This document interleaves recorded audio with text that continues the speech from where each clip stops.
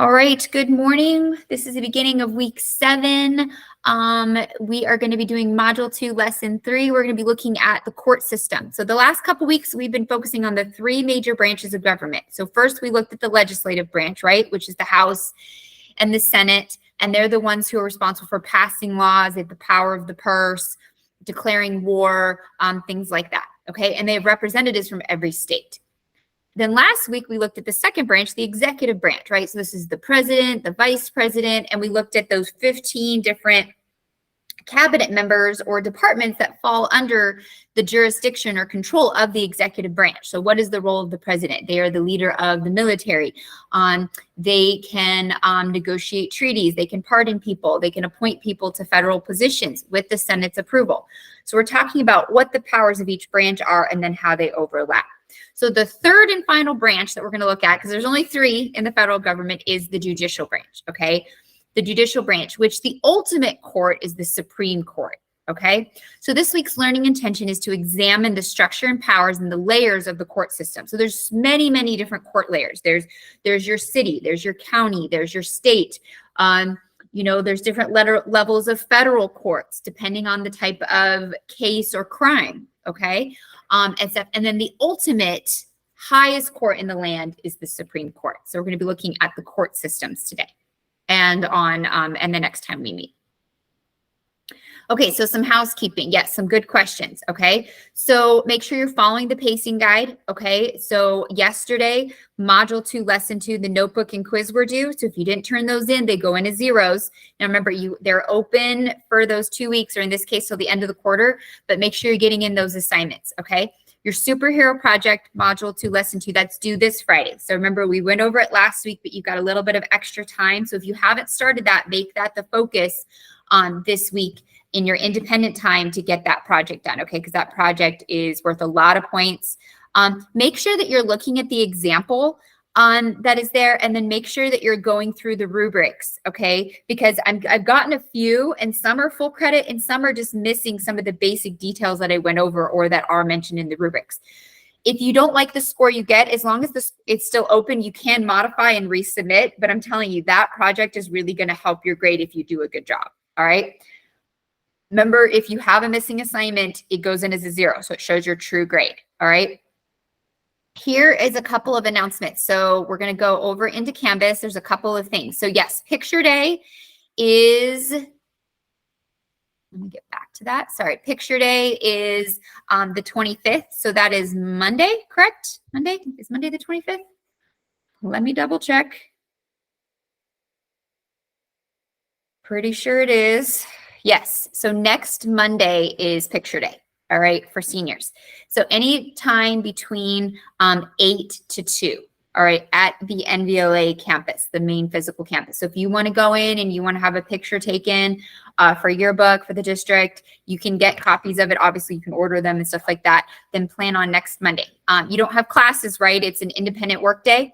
We have small group and stuff like that. So it is a good day. It's not like you're going to be missing actual class sessions. Okay. Any questions about picture day? So it ends at 2. Does that answer your questions, Isaiah? So I would get there by 1:30. I wouldn't show up at 2. You know what I mean? I get there, give yourself at least that window.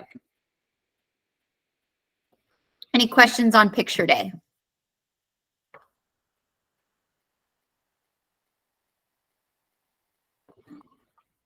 Okay. Let's talk really quick then about counselors. Okay, so it is getting to that time where you need to have a meeting with your counselor. This is required, okay? So this is not optional, this is required, all right? So you're gonna go to the announcements, okay? I sent an email yesterday. Did any of you get the email that I sent talking about this mandatory graduation check-in? Anybody get the email? If you didn't, or if you're not very good at checking your emails, because I did send an email yesterday to all seniors, okay? It is here in the announcement. So what you need to do, we have mandatory graduation appointments, okay? And it's virtual, it's online, okay? So you need to make your academic appointment with your counselor, and that academic appointment anywhere between the 20th, which is tomorrow, to October 6th, okay? So you're gonna pick somewhere when you're not in class, or if you are going to miss class, let your teacher know, okay, and stuff like that, because this appointment is really, really important, okay? Now, you're like, well, how do I know who the counselor is? Okay, it's based on alpha, okay? So specialist counselors, that's Miss Atterbury, D through A through D and M through R, that is Mr. Peraza. D through L, L through LE through MO is Miss Siniski, and then RE through Z is Sharp. All right, so you literally just click on the link and then you make an appointment, and then make sure that you mark that down so you can attend. And it's just to make sure that they're tracking your credits, checking your grades, and to make sure, okay, are we on track, or do we need to make some adjustments for second semester to make sure that you're on track? Okay. This is required. Do not put this off. Do it today. All right. Get it done.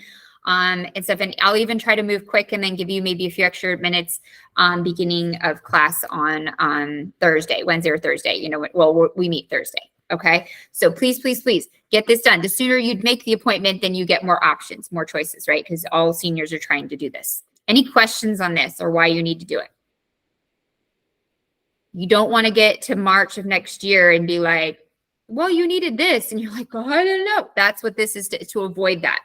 True story. When I was a senior in college, I was told, so I went to community college for my first years, and I got my associates, and then I transferred to Oregon State University. So and I went in religiously, met with my counselors. I've always been super on top of it. So I had taken a Spanish class at the community college, and you have to have so much foreign language to get your bachelor's, I think a bachelor's of arts or whatever and stuff like that. So anyways, I've been met with my counselor constantly. Spring of my senior year, the counselor goes, oh, you're missing a foreign language credit. I'm like, what are you talking about? We went over that, da-da-da. There was a sticky note in the back of my file. They didn't even put it in the computer system and stuff that I needed another half credit or something, another quarter or semester or whatever. So I ended up having to take a summer school class because it wasn't because I didn't go in, it's because somebody didn't do their job. So it's really important that you're meeting with the counselor, you're going over your credits and stuff. You don't want things to fall through the cracks. All right. Because then you end up in summer school and it's very frustrating. And it wasn't even my fault. So please make sure that you are checking in with your counselor. Well, sometimes life's not fair. I had to do the credit. I did it. I got it done. It wasn't a big deal, but well, I walked and then because it was for my bachelor's degree, not for high school. But what I'm saying is that, so then I had to take that class, and it was like a 3-week summer class while I worked, and it was awful. Yeah, it was awful. It was horrible. But it was in the spring of my senior year, so there was no time for me to go back and sign up for something. And I was like, well, how come nobody said anything? I've been to see you guys every time. They're like, oh, it's our mistake. So this is why it's really important to me. Go over those things. If you have questions, like, yeah, believe me, I can laugh about it now, but I wasn't laughing at the time, Sarah. I was pissed. There's no other word for it. I was so mad. I was really mad. Okay. But true stories. So this is why it's really important. Check in. You know, because you can't graduate if you don't have the right credits, period. There's no, oops, our bad, we'll let you off the hook. That's not how it works. You just got to do it. Okay. All right. Awesome. And then SAT information. Okay. SATs. So signups. If you want to take the SAT in November, you got to sign up by October 5th. If you want to take it in December, you got to sign up by November. Okay. So again, if you're planning on applying to college, stuff like that, some will take ACT, some like SAT. Sometimes it's nice to do both, because if they give you the option, you could submit the higher of the two scores and stuff. So that's something to consider. Okay. Any questions on anything?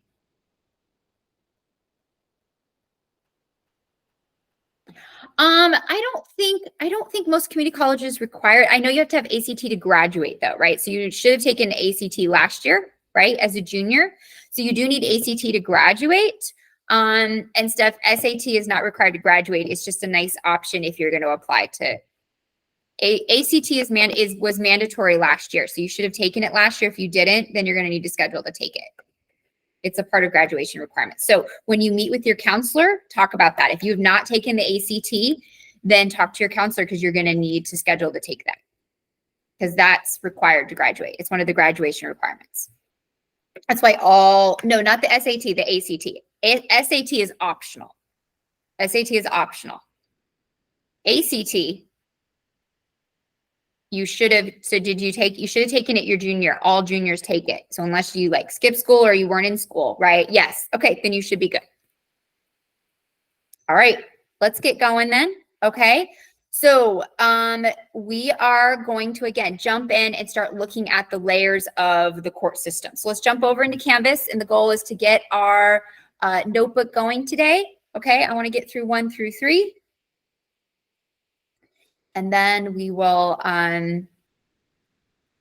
so we're in Module 2, Lesson 3. Okay, federal court system. So we're looking at that third branch of government this week. Okay, so we're examining the structure and the layers of the U.S. court system. So the supporting question is, how is the federal court system structured, and what effect does the Supreme Court have on the Constitution? So we're going to be looking at the structure of the federal court system, the different layers, because there's definitely different layers. And then how does the Supreme Court interact with the Constitution? What is their role? So let's go ahead. Let's get our notebook open. All right, so go ahead and click, get your notebook open. Once your notebook's open, as always, okay, you can rename it if you want. You're going to save it to your Google Drive, save it to your government folder, and then you want to make it shareable, okay? And remember, you want to do anyone with the link, okay? Anyone with the link, and that way, when you submit it, then I can open it. Yes, Module 2, Lesson 3. Yep, it says it right there. Module 2, Lesson 3. Module 2, Lesson 3. We're talking about the court systems today. Okay, give me a thumbs up once you have the notebook open and you're ready to go.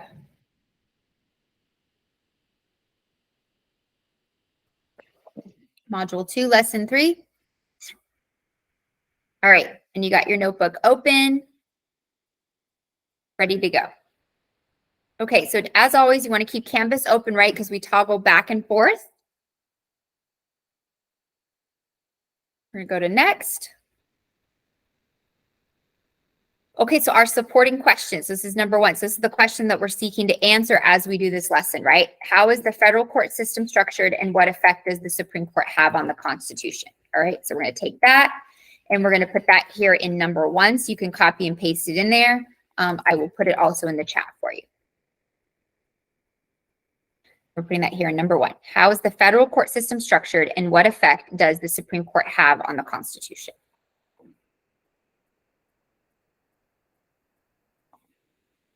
Then we're going to look at our key vocab.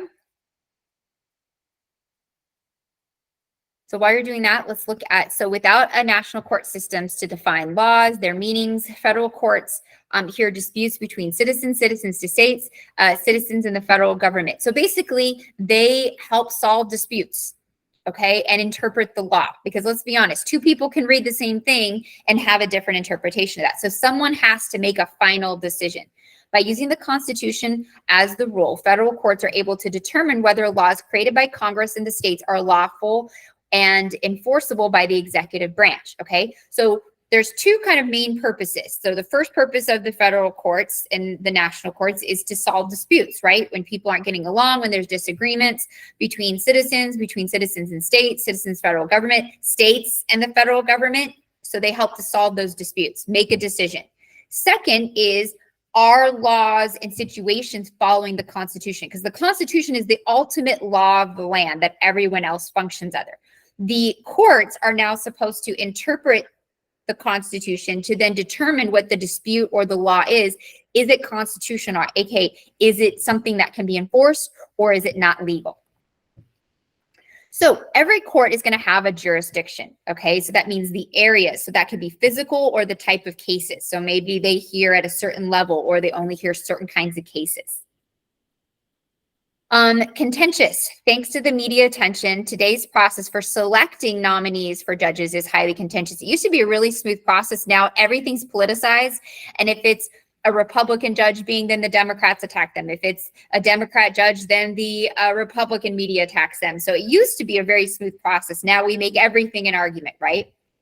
Partisan. In the last 30 years, confirmation process has become more partisan. So you tend to see people vote for their party, okay? Instead of voting, is the person a good candidate, people tend to vote down party lines. Oversight. the doctrine of judicial review is there to catch those oversights and to strike those unconstitutional laws down. So again, the courts are there, these judges are there to help give oversight to make sure that the things we're doing are actually constitutional and can happen. And impartial. An impartial evaluation of the job applicant's qualification does not consider age, race, or gender. So the goal when we have judges being appointed and things like that is that we're not concerned with their age, their race, their gender. Are they qualified? Do they have experience? Do they have the knowledge? Do they have the proper education for the position that they're being awarded? And let's be honest, we want that really for all job positions, right? You know, for things, if I'm applying for a job, I don't want them to be like, oh, well, she's a female, so she can't, or she's in her 40s, so she can or cannot. Like, I want them to look at my qualifications and can I actually do the job?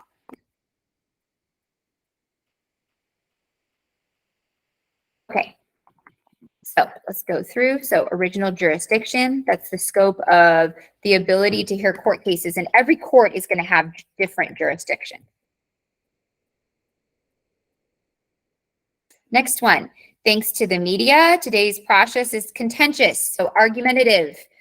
I feel like the media wants to battle over everything. Is there anything that we don't have to battle over? Is there anything that Democrats and Republicans can just be nice about? You know what I mean? Can we just be nice? Like, does everything have to be an argument? Does everything have to be an attack? Just my opinion.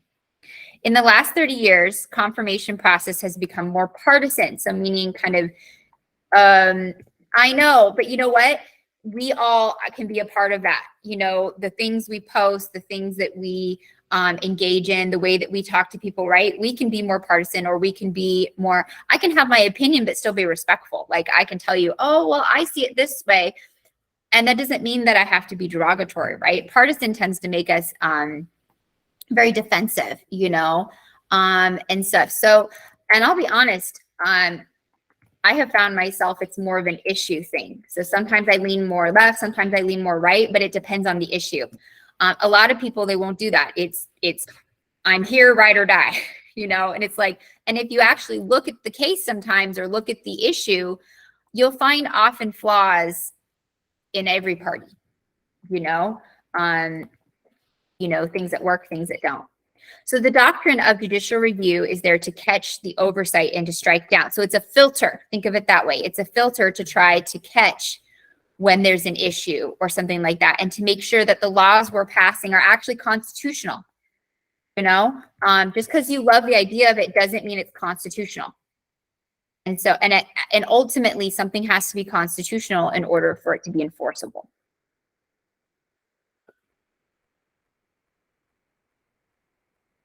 And when people are being appointed to judges, we want an impartial evaluation. We don't want it based on age, gender, race. You know, we want people who are qualified. You know, do you have experience? So if you're going to be a judge over criminal cases, or if you're going to be a judge over civil cases, you know, you want to have experience in the proper education. You want to make sure people are qualified. We want to be treating people fairly or justly based on the merits of the job. Is the goal. Okay, I'll give you a minute to finish the vocab, and then go ahead, please, and give me a thumbs up or a clap once you have those done. Awesome, awesome.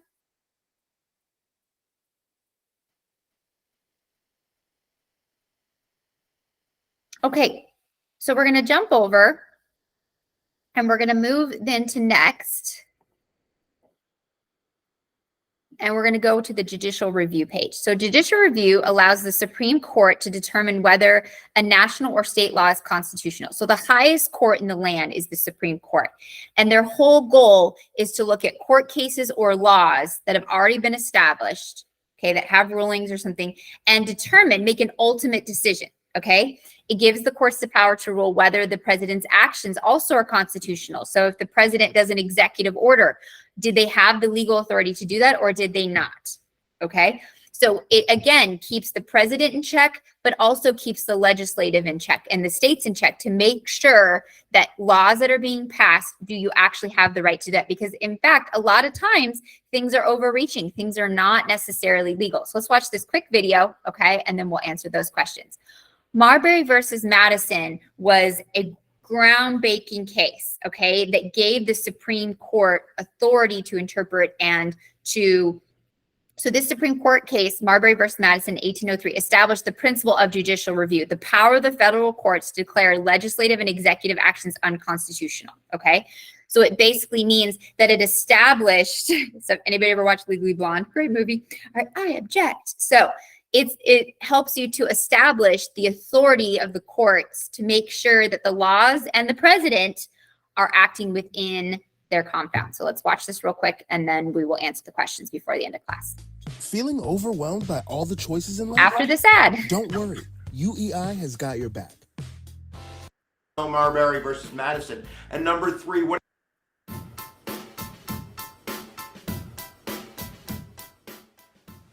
Hey guys, welcome to Hip Hughes History. We're hitting you up with the biggest Supreme Court of them all, and that's Marbury versus Madison. There's 3 reasons you need to know it. Number 1, it's going to be on the test, I promise you. Number 2, you're not allowed to talk about judicial power if you don't know Marbury versus Madison. And number 3, what an awesome story. It's a pretty cool story. Here we go, giddy up. Marbury versus Madison established judicial review. Marbury versus Madison established judicial review. So here's the story. It's a pretty cool story. We have the election of 1800, also called the Revolution of 1800, because in a sense we have really a transfer of political power going from the Federalists to the Democratic Republicans. And of course in 1800 we have Thomas Jefferson, who's elected. But the story gets interesting not with the election of Jefferson, but with the period between the election and the actual taking of oath of office, which is on March 4th of 1801. So we have kind of this, what's called a lame duck session, really in the beginning of 1801, where you have John Adams and a Federalist Congress. Remember, Adams is a Federalist, and you have a Federalist Congress, and they're still in charge of making and signing laws. We haven't switched the dates yet to January 20th. So during this lame duck session, they go a little bit cray-cray.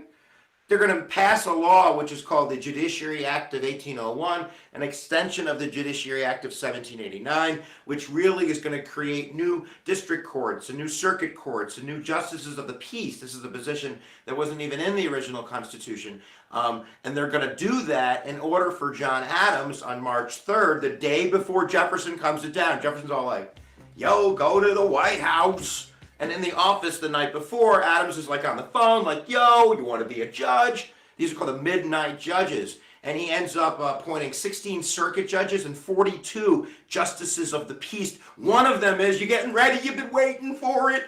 William Marbury, right? We got half the story, Marbury versus Madison. So this Judge Marbury is all excited. The next day he's like, I'm going to be a judge. I'm going to, no, you're not.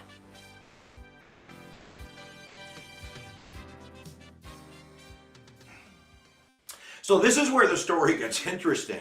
So on March 4th, the day that Thomas Jefferson's going to take his oath of office, right? He's getting ready. He's like, getting ready. Here we go. You actually have John Marshall. Remember that name because he's been appointed to be the Chief Justice of the Supreme Court, but he hasn't taken that job yet. You know what job he has? He's still the acting Secretary of State for John Adams. You want to know what his job is? His job is to give these appointments out to get these judges confirmed. It goes to the Senate, it comes right back to John Marshall, and he's running around like a madman, like handing out judgeships. And then, alas, the clock strikes Jefferson. And Jefferson takes over without all of the judgeships, I don't know if that's a word, without all of the judgeships, I'm going to say it again, being given out. And guess who didn't get their judgeship? Just guess. I guess you have a million choices. No, you know it. It's William Marbury. And now we have a new man in town. Yo, TJ's in town. So Jefferson wakes up the next day and he's like, what the heck has happened, Adams? What are you doing? This is crazy. And Adams is like, yo, dig it. You got to give these judgeships out. And Jefferson is like, dig it? No. And he orders his acting Secretary of State, who's a guy by the name of Levi Lincoln, which is a really cool name for being in 1801, by the way. And later, his Secretary of State, get ready, you're going to be excited about this one, is going to be James Madison. Marbury versus Madison. And they're basically going to refuse to give these commissions out. They're going to say, we're not going to do it. We think that the 1801 Judiciary Act is complete poop-poop. I said poop-poop. And they're actually going to get the new Democratic Republican Congress to pass the Judiciary Act of 1802, which got rid of the Judiciary Act of 1801 and also canceled the Supreme Court for a whole year. What are you doing? But nevertheless, we have our situation now where you're going to have William Marbury going to the High Court, who's run now by John Marshall, who was the guy who didn't get to give him his job because the time ran out. It's a pretty cool story.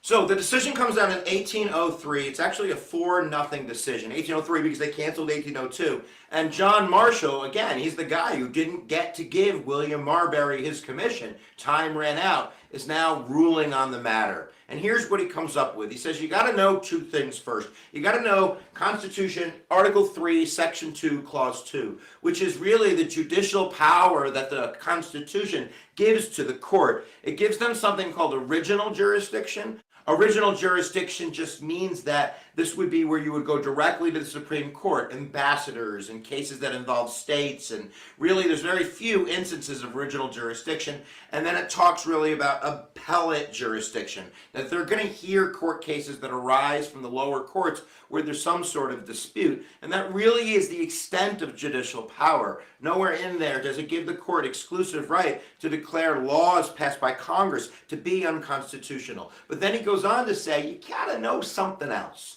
You gotta know about the Judiciary Act of 1789, which these guys were amending the Judiciary Act of 1801, the Judiciary Act of 1802. And in the Judiciary Act of 1789, you find the language where basically Congress has created a new piece of original jurisdiction. Basically what this clause says in the Judiciary Act of 1789 is that the Supreme Court will now have the power to order what's called writs of mandamus. And I could be butchering that. But in this writ of mandamus, it's like a mandate from the court. They're now given permission to tell basically an executive department like Jefferson, you got to give this guy his job.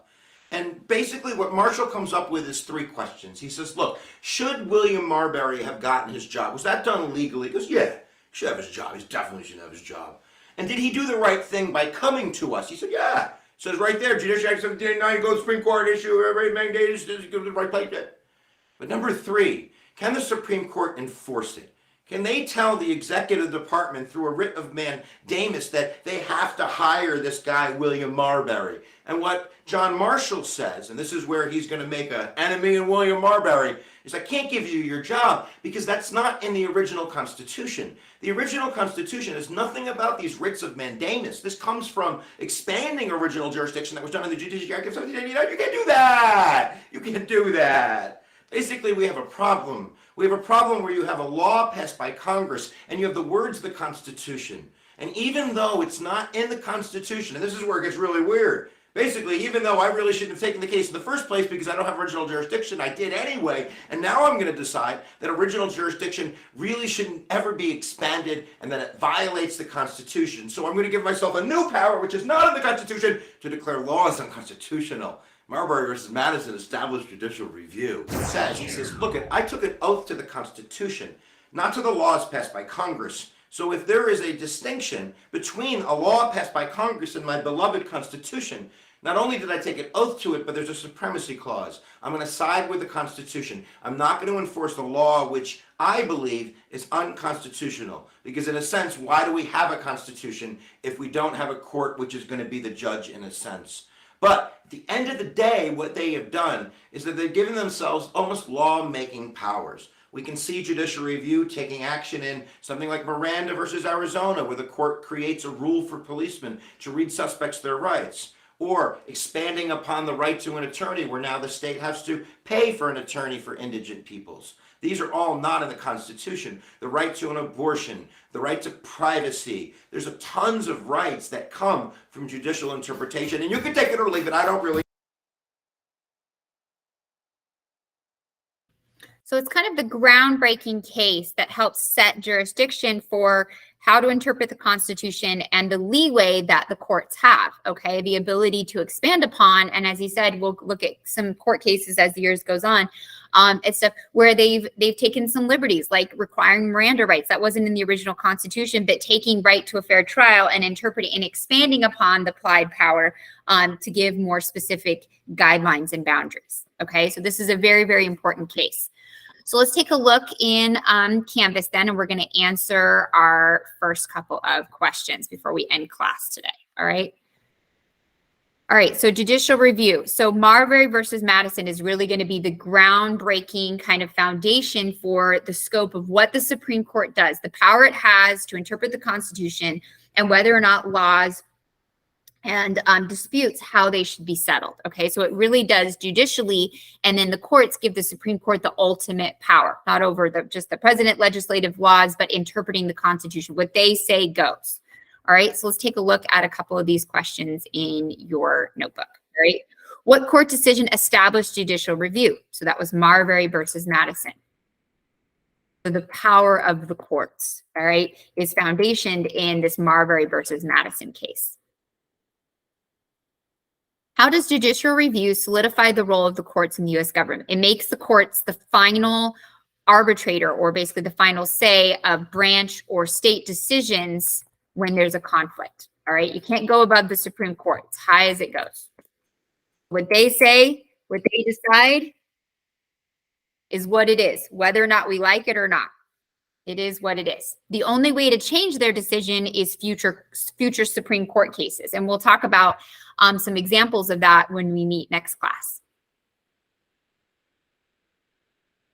Let's do our checking for understanding, and then we'll wrap up for the day. Okay. Let's see what we try. Okay, so the power of judicial review was established as a result of, and that was Marbury versus Madison. So guarantee that question will be on the quiz, so you want to know that one. In the simplest terms, judicial review enables the Supreme Court to basically declare if a law is passed by Congress, if it's constitutional or not. Do they have the right? Just because they can pass it doesn't mean that they have the right to do that, because the Constitution is the ultimate guide or law. How can a Supreme Court decision be overturned? So let's say, for example, they make a decision. Can you actually change it? Yes, but it has to be a future court, a future Supreme Court case that overturns a previous decision. And we'll talk about some examples of that when we meet next. So Supreme Court cases can be overturned, but it has to be by later courts. So often it takes decades. Before the power of judicial review was established, the purpose of the Supreme Court and stuff was to review. So before this Marbury versus Madison case, the purpose of the Supreme Court was to kind of clarify unclear laws, that were passed, okay, and to make sure that their meanings were clear. How does Alexander Hamilton review or view the Constitution? All right. And that is extension as the most fundamental and supreme law of the land. So if you're a Federalist, you believe, which Alexander Hamilton was a Federalist, like for the federal courts, you believe that the Constitution is the law above all laws. According to Hamilton, who's responsible to determine the true meaning of laws? Okay, and that's the Supreme Court. All right. Congress, because they tend to be partisan, right? Democrat or Republican. President, same thing. Now, Supreme Court justices do tend to lean one way or the other, right? So if a Republican president appoints a judge, they're probably going to be more conservative. If a Democrat president appoints a judge, they're probably going to be more liberal. So there is something to say that they tend to lean one way or the other. But at the end of the day, their job is to put their politics aside. And just because I agree with something doesn't mean that's how I can rule. I have to rule based on what previous courts and the Constitution say. So they're supposed to be impartial and stick to the law.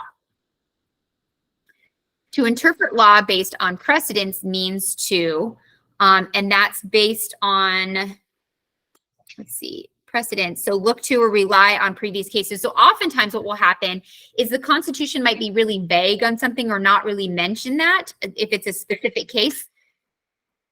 So what they'll do is they'll look at previous cases and how they applied the Constitution, okay, to use that to guide their own interpretation of a case. And if the Constitution isn't clear about it, how did previous people determine it to try to create consistency? So precedence means looking at similar cases or previous cases and how they were handled or interpreted by the Constitution, okay? Once a decision has been made about the means or parts of law, okay, so once a decision has been made about the meaning of a law or part of the Constitution, this interpretation usually stays in effect until the law or Constitution is changed. So again, it's there until a new law tries to override it or a later Supreme Court decision will interpret it differently. Okay, so for today, we looked at the supporting question. We looked at vocab, Marbury versus Madison setting the stage for this. So our next meeting will continue to look at the purpose of the courts, how they work. Don't forget your superhero project is due this Friday. So make sure that you're working on that, okay? And we'll continue working on the notebook and then reviewing for your judicial branch quiz. All right? Have a great day. Thank you so much. All right, we got quite a bit done today. Don't forget about picture day coming up, and make that appointment with your guidance counselor, right? Make that appointment, do it today. Don't put it off, okay? Thank you so much. Have a wonderful day. Thank you.